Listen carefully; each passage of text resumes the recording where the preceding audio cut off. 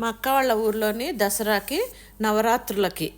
నవరాత్రులకి మంచు కొండల్లో నవదుర్గలు ఉన్నట్టు పెడుతున్నారండి. ముందుగా అమ్మవార్లను తయారు చేసేసుకున్నారు. అమ్మవార్లకి కావాల్సిన చీరలు అన్నీ మా అక్క అండ్ ఆ గుడి ప్రెసిడెంట్ గారి వైఫ్ కర్నూలుకి వెళ్ళి అన్నీ కొనుక్కొచ్చారండి. వాళ్ళిద్దరు కలిసి వెళ్ళి అన్నీ ఏమేమి కావాలో అన్నీ కొనుక్కొచ్చారనమాట.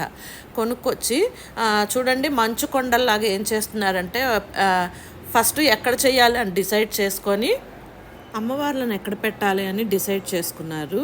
డిసైడ్ చేసుకున్నాక ఆ ప్లేసుల్లోని ప్లాస్టిక్వి బల్లలు వేసేసారనమాట. వేసేసాక ఇప్పుడు మంచు కొండల్లాగా ఏం చేశారంటే ఒక పెద్ద పెద్ద డబ్బాలు బకెట్లలోని కొత్తవేనండి, బకెట్లలోని ఇసుక నింపి ఇసుకలోని మళ్ళీ ఒక కర్ర నాటారనమాట. నాటి దాని మీద న్యూస్ పేపర్ని కోన్లాగా చేసి ఆ కర్ర మీద పెట్టారనమాట.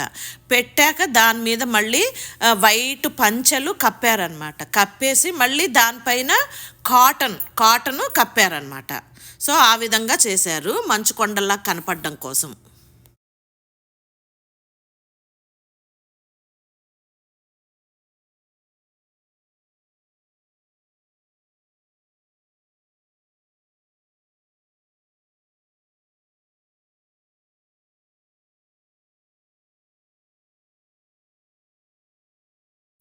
అలా చేయడం వల్ల ఇన్ కేస్ ఎక్కడన్నా చిన్న చిన్న గ్యాప్స్ వచ్చినా ఆ పంచ లోపల వైట్గా ఉండడం వల్ల ఒక హోల్ ఉన్నట్టుగా కనపడకుండా, రంధ్రం ఉన్నట్టుగా కనపడకుండా అంతా మంచుకొండల్లాగా తెల్లగా కనిపిస్తుంది అనమాట.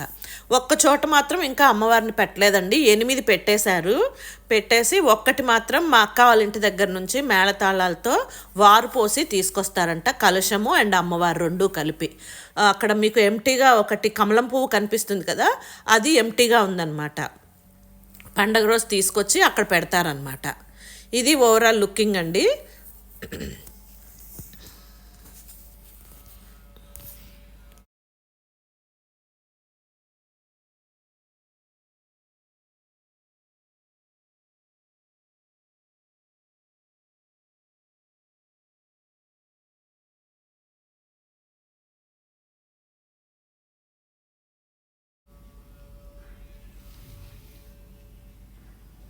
చూడండి ఇక్కడ ఒక స్పాట్ ఎంటీగా ఉంది కదా, పండగ రోజు తీసుకొచ్చి అక్కడ పెడతారనమాట ఒక అమ్మవారిని. ఎంత బాగుందో కదా అండి,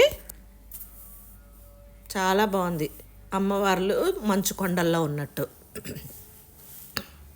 మీకు నచ్చితే like, share, subscribe. Thank you. శ్రీమాత్రే నమః.